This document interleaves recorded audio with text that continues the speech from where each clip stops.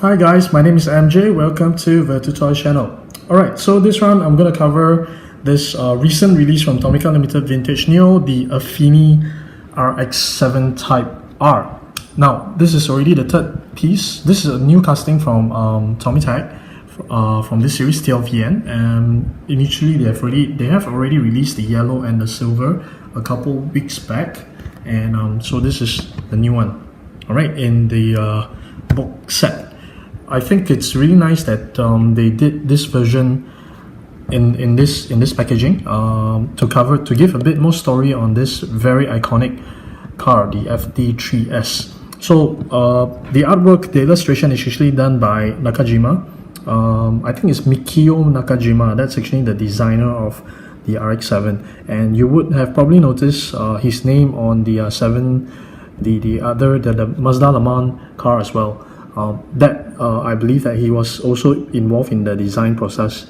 Okay, so here this is how the box looks like. So I did a little more research, and actually basically what I did is I just try to use Google Translate to find out what are the contents, because there's actually quite a lot of stuff in here, okay, which is quite interesting.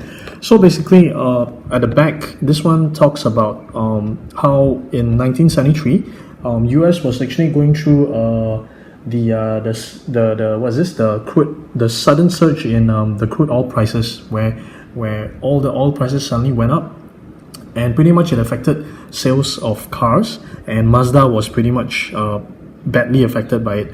However, having gone through that crisis, they still push through with the Savannah RX7 line of cars, and pretty much came up to 1991. This is the pretty much is called the FD3S Type R. Okay, so here it talks about that, and then it mentions also Mr. Takaharu Kobayakawa, which is the chairperson to develop this FD3S. Alright, so if we have a look inside, okay, let's see, I need to move the camera a little bit. So in here, that is pretty much Mr. Ryuji Kobayakawa. He's also one of the key person to develop this car. He is still around. He used to develop cars for Mazda, and now he's a journalist, okay, in Japan. So pretty much the entire page here, all of these are talking about the development of the car, the development of RX7, the development of the FD3S. Okay, I'm not gonna go into that, and basically this section is the profile of Mr. Ryuji. Okay, and yeah, so I think it's really interesting. They managed to they spoke to one of the key person to develop this particular car. All right, so let's take a look at it. So this round, it comes like that, which is very nice in the book style. So I'm just gonna very quickly take it out of its packaging. This time it's something a little different.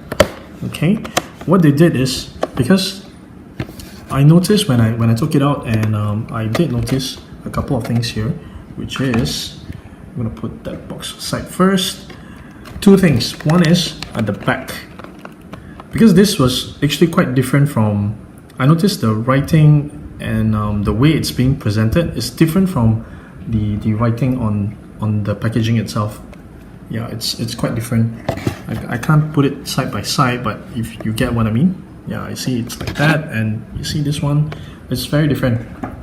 So I tried to use Google Translate for it, but it doesn't come out right. So I suspect that it's actually I think it's a poem kind of thing. So I tried to find out what was it, and when I refer to this, when I translate this, it's actually telling, it translated to Efini RX7 Development Desire. So development desire, I think that refers to this, which is pretty cool. Unfortunately, I'm not able to translate the words. That's quite unfortunate. Okay, so what this packaging allows you to do is, you see how it's being done here. So actually you can actually, okay, you know what, I'll just remove this 2 pieces out of the box, and then what we'll do is I'm going to slide it back into the initial box, and then you'll see what I mean. There you go. Here. So it will look like that. There. I think it's pretty cool. You know, then you can display your car in front, or you know, somewhere. You can, you know, display like that kind of thing. Okay, so I'm just gonna put this aside first. I'm gonna put it behind, and then we'll take a look at the car.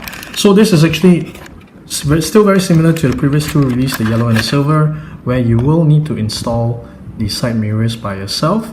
I've already done a video of that. I will put that into the link in the description box below. Okay, so same thing, I've already explained why they use Efini and not the Mazda brand.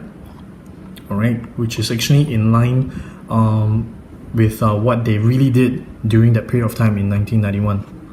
Okay, I've already talked about that in the previous video, which I will also put into the description box below. Okay, so the packaging came like that. This one is it came with a tape.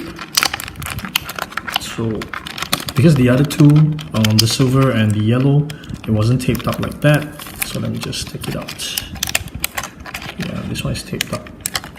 Alright, okay, now out of the cage. Here we go. Let's take a closer look at it. Everything's still, I don't see any major difference. It's still pretty much the same casting.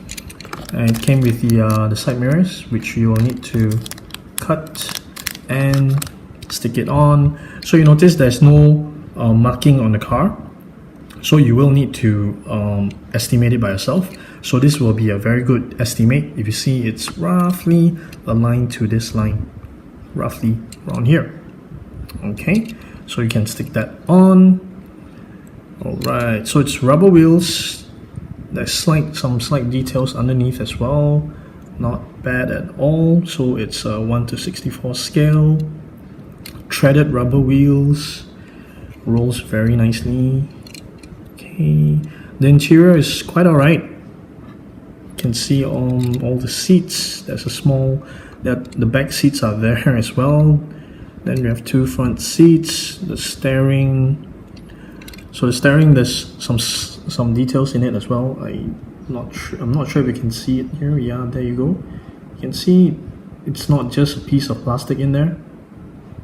Okay, and then yeah, there you go. The red, I think, in my opinion, I think it's just quite alright. Nothing really fancy about the paint. The red, I think it's okay. So the rear spoiler is plastic. The body is metal die-cast. Check out the lights in front. That's very nice. That's very nice. All right. Okay. So oh, one thing is, if you do choose to do your side mirrors right, you won't be able to put it back into the box. Okay, so you need to be careful of that. So once you put it on, then you have to display it separately. Okay, so yeah, that's it for now. It's a very nice piece. I'm happy to have one of these in my collection.